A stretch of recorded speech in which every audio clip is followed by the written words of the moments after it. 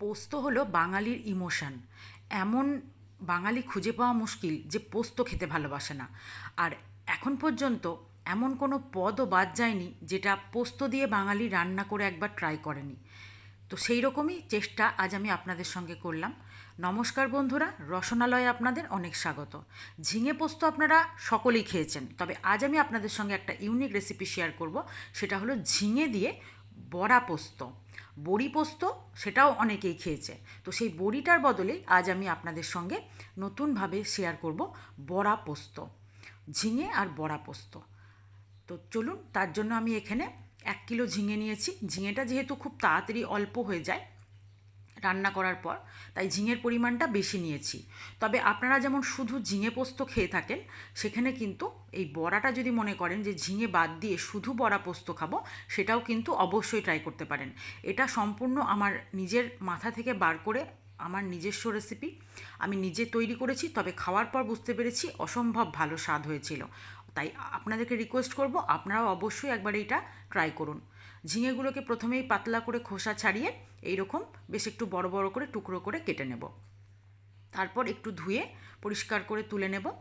এবার বড়াটা আমি এখানে বানাবো বিউলির ডাল দিয়ে। বিউলির ডালের বড়া এমনিতেই খুবই টেস্ট হয়। তো আমি এখানে 100 গ্রাম বিউলির ডাল 2 ঘন্টা আগে ভিজিয়ে রেখেছিলাম। এবার খুব ভালো করে ধুয়ে মিক্সির জারের মধ্যে দিয়ে দেব।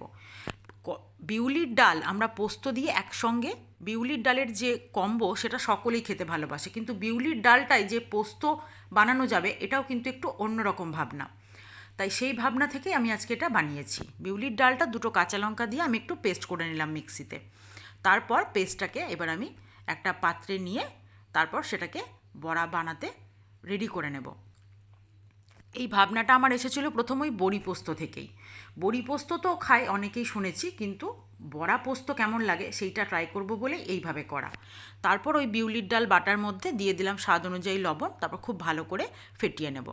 এবার কড়াইয়ে বেশি করে প্রথমেই সর্ষের তেল দিয়ে নেব। পোস্ত যখন রান্না করছি অবশ্যই সর্ষের তেল দিয়েই করব, এখানে কিন্তু সাদা তেল আমি ব্যবহার করব না।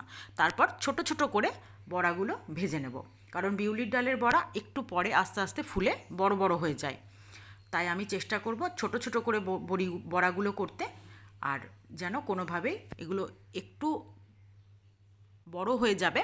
তো আমি যদি প্রথমেই বড় দিই তাহলে কিন্তু জিনিসটা খুবই বড় হয়ে যাবে। তাই দেখুন, বড়াগুলোকে আমি খুব হালকা হাতে এরকম করে ভেজে নেব। আর এটা খুব কড়া করে ভাজবো না, যেহেতু এটা রান্নার মধ্যে পড়বে।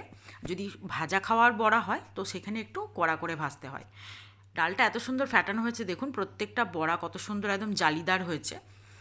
এইরকম করে বড়াগুলো সব আমি ভেজে কমপ্লিট করে নেব। তারপর ওই তেলের মধ্যেই যতটা তেল বাকি আছে ওর মধ্যে কালো জিরে ফোড়ন দিয়ে আমি কেটে রাখা ঝিঙেগুলো সব দিয়ে দেব। নতুন পুরনো সকল বন্ধুকে আমার চ্যানেলে স্বাগত। যে সকল বন্ধুরা আমার ভিডিও নিয়মিত দেখছেন, আমার চ্যানেলটি সাবস্ক্রাইব করে আমার পাশে আছেন, তাদেরকে আমার অসংখ্য ধন্যবাদ। আর যে সকল বন্ধুরা এখনও আমার চ্যানেলটি সাবস্ক্রাইব করেননি, তারা প্লিজ চ্যানেলটি সাবস্ক্রাইব করে পাশে থাকা বেল আইকনটি প্রেস করে দেবেন। এইরকম সুন্দর সুন্দর রেসিপি পেয়ে যাবেন। আর যে সকল বন্ধুরা ফেসবুক পেজ থেকে আমার ভিডিওটি দেখছেন, তারা অবশ্যই আমার পেজটি ফলো করে দেবেন।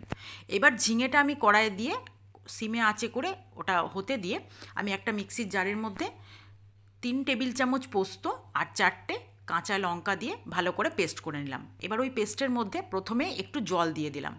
তারপর চামচ দিয়ে নেড়ে পুরো জিনিসটাকে সমানভাবে এভাবে মিশিয়ে নেব। তাতে কি হয়, পোস্তটা আমার দিতে সুবিধা হবে। এবার আমি ঝিঙেটা একটু নাড়াচাড়া করে, মানে ঝিঙে তো খুব বেশি ভাজার দরকার নেই, অল্প নাড়াচাড়া করে এই সময় কিন্তু একটু যদি আঁচটা খুব বেশি কমালে চলবে না, কারণ আঁচটা কমিয়ে দিলে ঝিঙে থেকে জলই বেরিয়ে যাবে। আঁচটা এখানে এইভাবে মানে মিডিয়ামে রেখে একটু ভাজা করে তারপর আমি এখানে পোস্তটা দিয়ে দেবো। ঝিঙে খুব বেশি ভাজার দরকার নেই, একটু ফুটলেই কিন্তু ঝিঙে সেদ্ধ হয়ে যায়।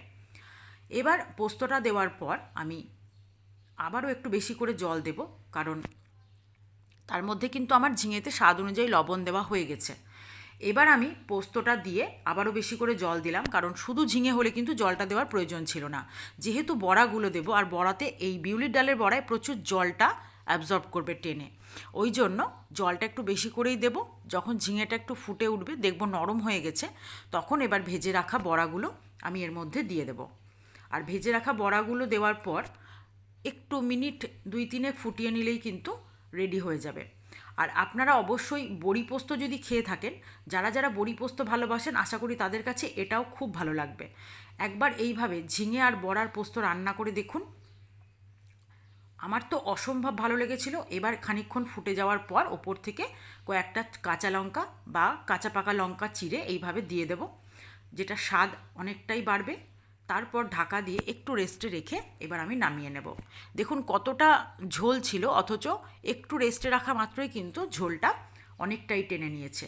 এইভাবে আপনারাও একবার ঝিঙে আর বড়ার পোস্ত বাড়িতে রান্না করে দেখুন, আশা করি খুবই ভালো লাগবে। আর মনে হয় আপনাদের কাছে একটু অন্যরকম বা নতুনত্ব স্বাদের লাগবে। দুটোকে হয়তো আপনারা আলাদা করে খেয়ে থাকতে পারেন, কিন্তু এইভাবে আশা করি খাননি। আজকে আমাদের রেসিপি আপনার ভালো লেগে থাকলে অবশ্যই লাইক, শেয়ার ও কমেন্ট করতে ভুলবেন না। আজ এই পর্যন্তই, ধন্যবাদ।